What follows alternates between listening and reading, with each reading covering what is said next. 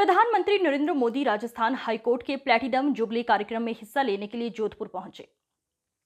PM का विशेष plan Jodhpur सैन्य airbase पर करीब 4 बजे पहुंचा। यहां भाजपा के वरिष्ठ पदाधिकारियों ने पीएम की अगवानी की। इसके बाद पीएम राजस्थान हाईकोर्ट के प्लैटिनम जुबली कार्यक्रम के लिए रवाना हुए।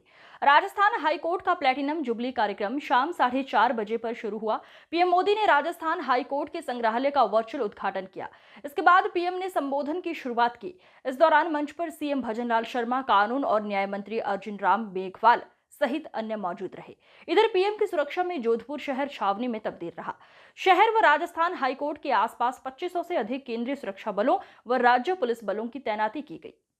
उसमें राजस्थान की भी कई रियासतें थी।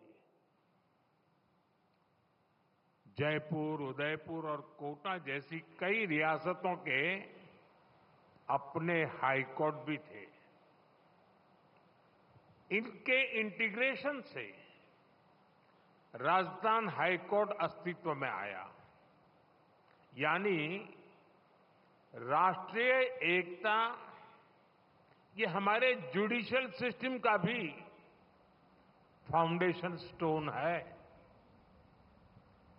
ए फाउंडिंग स्टोन जितना मजबूत होगा, हमारा देश और देश की व्यवस्थाएं भी उतनी ही मजबूत होगी। साथियों, मेरा मानना है न्याय हमेशा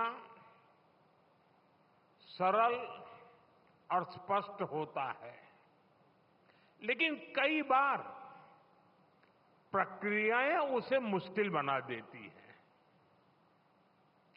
ये हम सबकी सामूहिक जिम्मेदारी है कि हम न्याय को ज्यादा से ज्यादा सरल और स्पष्ट बनाएं।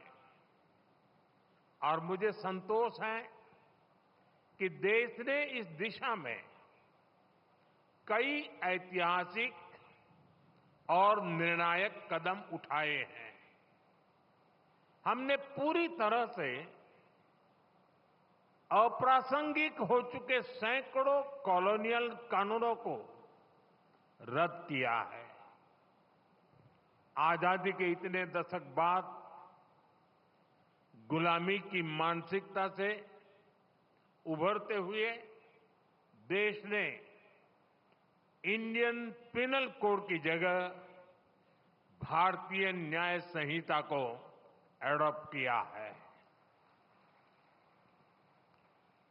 दंड की जगह न्याय, ये भारतीय चिंतन का आधार भी है। भारतीय न्याय संहिता इस मानवीय चिंतन को आगे बढ़ाती है। भारतीय न्याय संहिता हमारे लोकतंत्र को कॉलोनियल माइंडसेट से आजाद कराती है। न्याय संहिता की ये मूल भावना ज्यादा से ज्यादा प्रभावी बने, ये दायित्व अब हम सभी के सामने है। साथियों, बीते एक दशक में हमारा देश तेजी से बदला है। कभी हम 10 साल पहले 10वें पायदान से ऊपर उठकर दुनिया की 5th लार्जेस्ट इकोनॉमी बन गए हैं। आज देश के सपने भी बड़े हैं, देशवासियों की आकांक्षाएं भी बड़ी हैं। इसलिए ये जरूरी है कि हम नए भारत के हिसाब से नए इनोवेशन करें और अपनी व्यवस्थाओं को आधुनिक बनाएं। ये जस्टिस फॉर ऑल, इसके लिए भी उतना ही जरूरी है। हम देख रहे हैं क्या टेक्नोलॉजी हमारे जुडिशियल सिस्टम में इतना अहम रोल निभा रही है। आईटी रिवॉल्यूशन से कितना बड़ा बदलाव हो सकता है, हमारा ई कोर्ट्स प्रोजेक्ट इसका सबसे बड़ा उदाहरण है। आज देश में 18,000 से ज्यादा कोर्ट्स कंप्यूटराइज हो चुकी है। मुझे बताया गया है कि नेशनल जुडिशियल डेटा ग्रिड से 26 करोड़ से ज्यादा मुकदमों की जानकारी एक सेंट्रलाइज्ड ऑनलाइन प्लेटफॉर्म पर जुड़ चुकी है। आज पूरे देश की 3,000 से ज्यादा कोर्ट कॉम्प्लेक्सेस और 1,200 से ज्यादा जेलें वीडियो कॉन्फ्रेंस से जुड़ गई हैं। और मुझे खुशी है कि राजस्थान भी इस दिशा में काफी तेज गति से काम कर रहा है।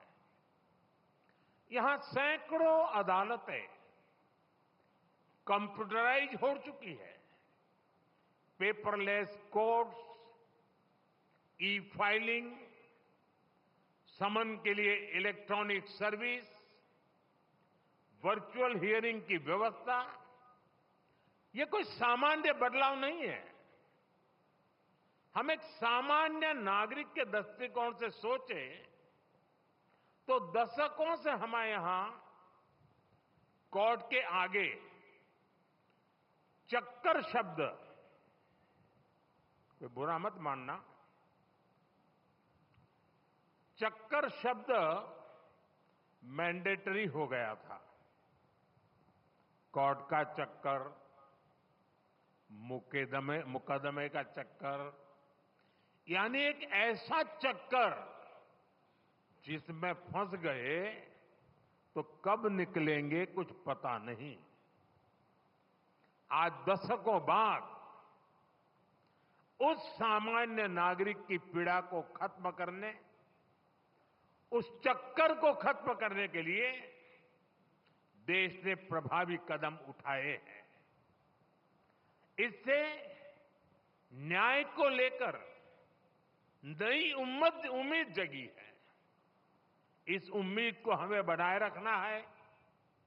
लगातार अपनी न्यायिक व्यवस्था में रिफॉर्म करते चलना है। साथियों, बीते कई कार्यक्रमों में आप सबके बीच मैंने लगातार मीडिएशन की सदियों पुरानी हमारी व्यवस्था का जिक्र किया है।